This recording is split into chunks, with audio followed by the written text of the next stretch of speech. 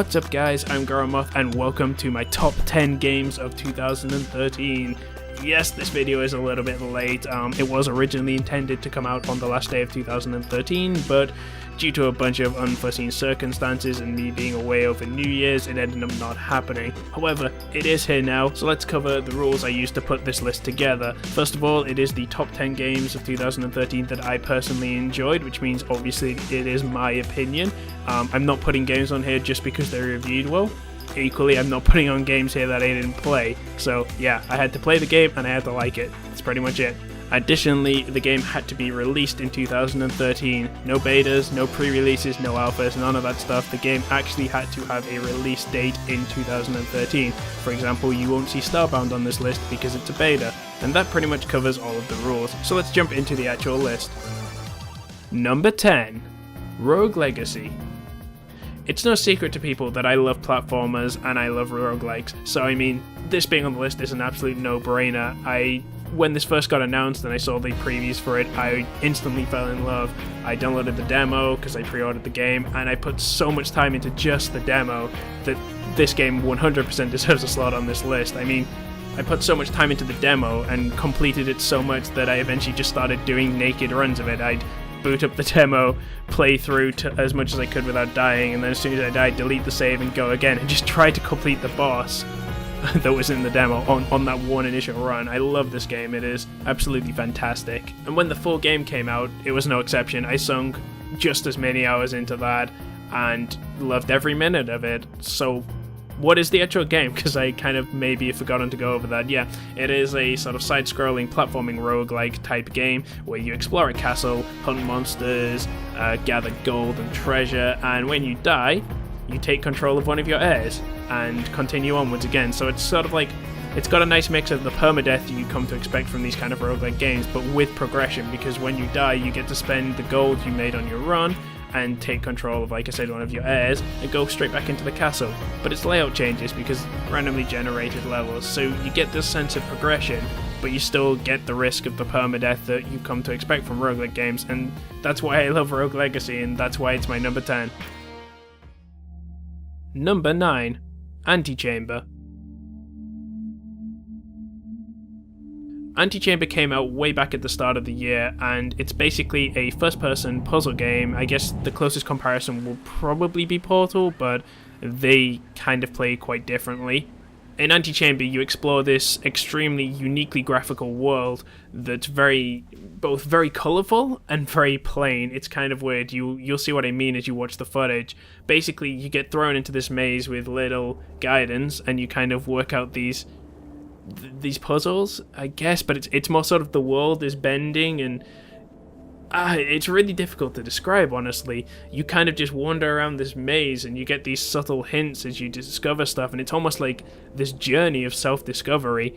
And as you go on to the game, you start discovering these tools that let you manipulate blocks, which actually sort of get into the real meat of the puzzles. And I love that. You sort of wander around this maze, you discover all this stuff, and then suddenly, bam, you get these actual real puzzles, and you've got to work out what to do, and you've got to backtrack, and then you realize, oh wait, that way that I thought was a dead end, it's not actually a dead end, I can do all this, and there's all this hidden stuff, and I love it. I absolutely love this game. I think it's extremely creative. I think the graphic style is amazing. I haven't seen a game like it in maybe ever. It's very unique looking. I think the concepts it delivers are fantastic. I think the very minimal plot that is in there that's kind of hidden is kind of cool.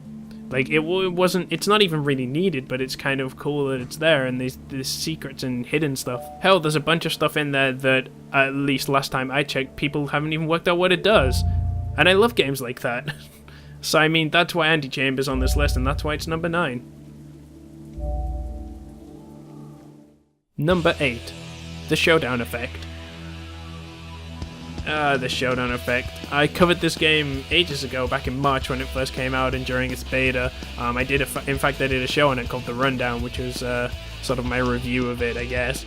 But this is a sort of third-person platformer shooter game that's multiplayer based. There's no single player. It's all competitive multiplayer, and it's incredibly fun. I'm really sad that it doesn't have as big a following as I feel like it deserves. I mean, There are definitely some bugs in this game and a couple of flaws that maybe need fixing, such as the optimization I still think is a little bit dodgy, but the game itself is incredibly fun. I mean, you've got these free-for-all mode, the game is named after, the Showdown Effect, where you battle out free-for-all, and then at the end you get this crazy climatic battle, which is the Showdown, which is kind of awesome. But then you also have these other modes that are in there, such as Team Elimination, which in my opinion is the best mode, which is this team-based mode where you have to eliminate the entire enemy team before another member has a chance to respawn, which sort of leads to these...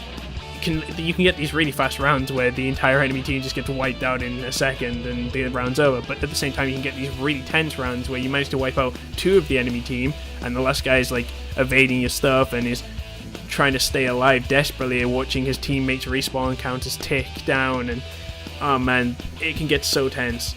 I absolutely love this mode. I recommend the Showdown Effect overall. Like, I think the entire game is great, but Team Elimination is just fantastic. I have a few videos on it, and I really feel like if you're interested in this game, you should check out the 3v3 Team Eliminations we did, because man, they get so tense and so much fun. And also, finally, what I want to say is just how thematic and character driven this game is. It has a lot of charm to it. It's very much based on action hero tropes and taking the mickey out of them and stuff like that. You've got, for example, a kindergarten teacher who sounds like Arnold Schwarzenegger, who's like been sent back in time and needs to recover his memory. You've got like the guy who's half robot, half human, who's battling with his robot side not to kill everyone. You've got the person whose father's been murdered and she's trying to track down why. I mean, you got all these crazy action hero stereotypes and all this cool weaponry and stuff, and it just makes the game really humorous and really fun to play, and I think that's what's important. So, I mean, yeah, that's why Showdown Effect is on my list, and that's why it's number 8. Number 7. Metal Gear Rising Revengeance. So 2013 is the year that's kind of really got me into spectacle fighters.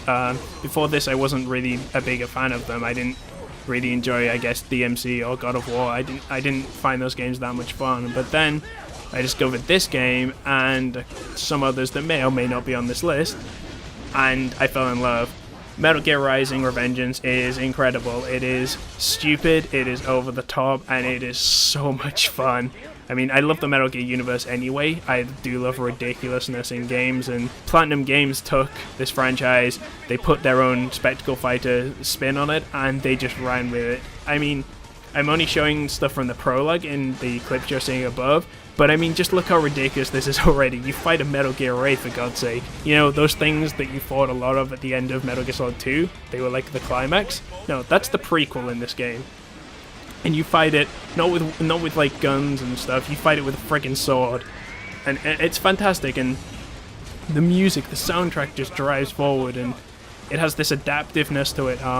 Basically, the better you do in the battle, the soundtrack like adds and removes different layers of its guitars and drums and that kind of stuff. And then just as like all the special stuff starts, the vocals kick in, and it's incredibly well done and really makes the battles that much more epic. Additionally, I love what Platinum have done with the Metal Gear license. They haven't devalued it, they haven't like messed with it in any way. Like, this definitely feels like a Metal Gear game. Not a Metal Gear Solid game, obviously, because it's a very different playstyle, but it doesn't feel radically different in sense of the world and everything that's going on. It's very faithfully done, and I love that because, as I said before, Metal Gear Solid is one of my favorite franchises. Finally, I just want to say the controls and play is extremely tight. Platinum have once again lived up to their legacy and put together an extremely competent spectacle fighter, and honestly, the Metal Gear skin just makes it even better for me, and that's why I love this game. That's why it's at number 7.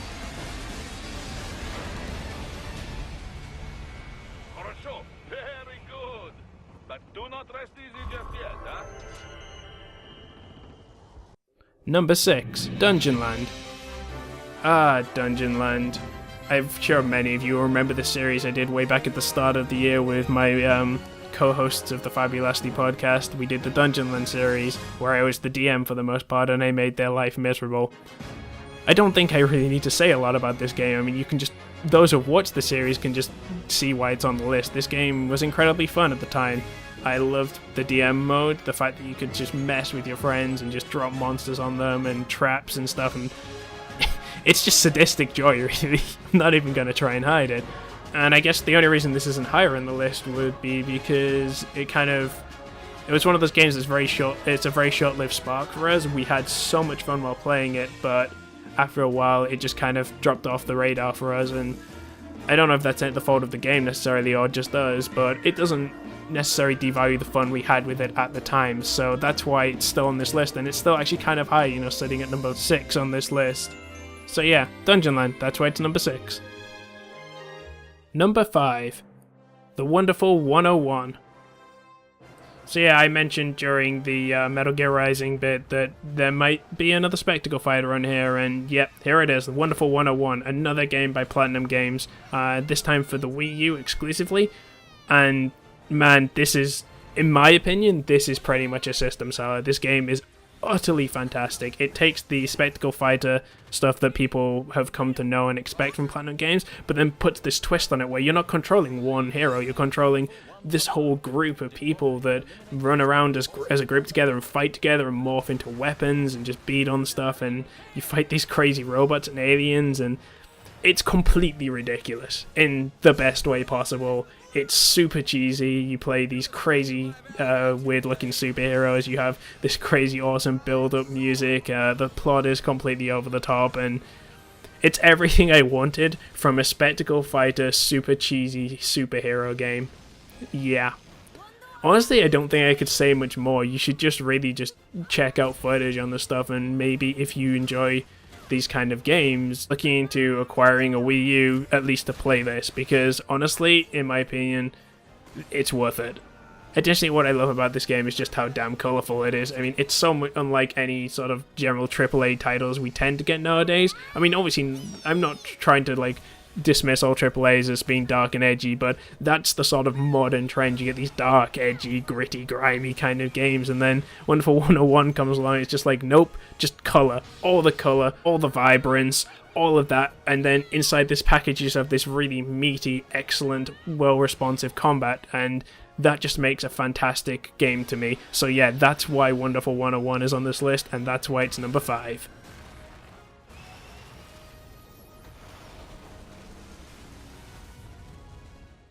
Number 4. Resident Evil Revelations. So yeah, this was a bit of a surprise. This game originally came out on the 3DS last year, I believe, 2012, but I didn't play it on that, and it was a success on that, so Capcom decided to port it to literally everything else. So the port came out this year, which is why it's on this list. I didn't play the game until now. I got the PC port, and it's pretty damn good. Especially for a Resident Evil game. I'm a big fan of the series. I love the original Resident Evils. I love 4.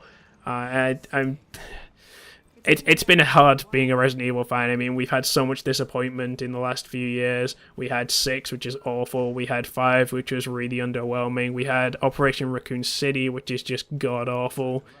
I mean... But no fear, if you're a Resident Evil fan, we have Revelations, and Revelations is actually pretty damn good. Not perfect, but pretty damn good. It's a lot closer to form than any of the past offerings have been recently, so that's good. You've got a more survival horror-esque approach again. It's not super survival horror. I mean, don't go in expecting Resident Evil 1 and 2 again. It's not that. It definitely takes more from Resident Evil 4 than those games, but it's still a lot more survival horror focused than 5 and beyond have been, which is nice. It's a nice return to form. Additionally, what's kind of cool is you don't just play one character in this, you play a whole bunch of characters, which spreads out the story and lets you see a lot more, which is kind of cool. The story is actually kind of interesting. A little bit predictable, just a little, I think, but it's, it's better than we've had before, I think.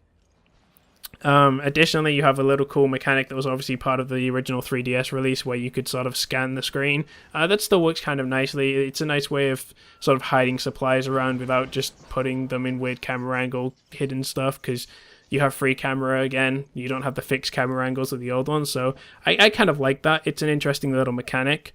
Additionally, you have full co-op through the entire campaign, which, co-op games are fun. Co-op Resident Evil games are actually kind of fun. It's the only way I've actually enjoyed 5 and 6. because, like I said, they were terrible Resident Evil games, but fun co-op games. So Revelations also has that going for it, which is pretty fun. Also, the monster design in there, pretty cool. They've gone with a very nautical theme as benefits the whole story, and there's actually some really cool looking enemies in there, which is why Resident Evil Revelations is my number 4. I got something. Number 3, Spelunky. Alright, who didn't see this coming? I'm sorry, like, if you didn't see this coming, you obviously haven't watched my channel before, because I love Spelunky. It's probably, the only probably surprising thing on this is maybe that it's not number 1, but we've got 2 more games to go, and honestly, I think they're better than Spelunky for this year, but Spelunky is still pretty damn good. This falls into the same kind of genre as Rogue Legacy, which we discussed earlier. It's this sort of platforming roguelike kind of game, and what I love about this game, and it's the same reason I love Rogue Legacy and Binding of Isaac and games like this, is just the fact you can just come in and sit down and just do a quick run. I love games you can do runs in. It's just, you don't have to think about it, you just kind of sit down, do a quick run, maybe a couple of runs in a row, and like there's no need for a massive long-term investment in one go. And that's why this game massively appeals for me. It's difficult without being too difficult. It has loads of cool stuff that you may not have seen before, like because of the randomly generated levels, it takes a while to work out everything, and even then some things can still surprise you because of the generation. It has tons of cool strats, it has tons of hidden stuff that you can work out, such as tricks like ghosting, which when you start figuring that kind of stuff out can really sort of add complexity to your runs rather than just a straight dash to the exit. You can then start adding the stuff that I've been doing lately, like I've been trying no gold runs, which are kind of fun and frustrating at the same time, where you literally try and pick up 0 gold for the entire run. Adds a whole new challenge to it, and that's why I love this game. It's just fantastic. You can probably tell from like the fact I did like a month straight of the daily challenges, which I have stopped doing for now, but I still do them every now and then, just not record them. But yeah, Spelunky is still on my radar. It's still a fantastic game. If you have a PC, Xbox, Vita, any of those things, I highly recommend you pick this up because it's just so damn fun. Number 2, Dota 2. Yeah, this is another one people totally should have seen coming. I mean, Valve did say that Dota 2 is now officially released. They announced that a couple of months ago now. I think it was September. So yeah, I can totally put this on this list and it totally counts. Oh yeah. So, Dota 2. If you don't know what Dota 2 is, you've probably been living under a rock. It is a MOBA or arts or whatever genre you decide to pick to name this stuff, because apparently people still can't decide what they're called. Tower defense game thing, whatever you want to call it, and it's great. I love it. I used to play a lot of League of Legends, which I basically don't play anymore just because I've essentially moved over to Dota. I'm not trying to say that Dota is a better game, but I've come to prefer Dota to League, so I play more Dota now. This game is just amazing. The reason I love it is there's just so much depth to it. There's so many things that you just sort of like start realizing. It's like hero synergies, item synergies, little tricks you can do, and then you get these balance patches that come out and just like twist things slightly, and just like a whole new range of options open up, and it's fantastic. I absolutely adore this game. I love working together as a team. I love making team comps. Me and Ronith, one of the Fabulastic co-hosts, we occasionally just literally start theory crafting team comps for no other reason than it's fun, because yeah, Dota 2, it's just so damn good. I love this game. I'm sorry, this one is literally just being me gushing about how like Dota 2 is good, because that's all I can really say. Like, the thing with MOBA games is they're so polarizing. If you don't like the genre, you're not gonna like Dota 2 probably, because Dota 2 does tend to be a bit harsher than the other MOBAs. Like, your best bet for getting into MOBAs, if you want to, is honestly to probably start with League of Legends, because it's the most accessible. But if even that slightly interests you, I still would highly recommend checking Dota 2 out, because it's just that damn good. So yeah, that's why Dota 2 is my number 2 game of this year.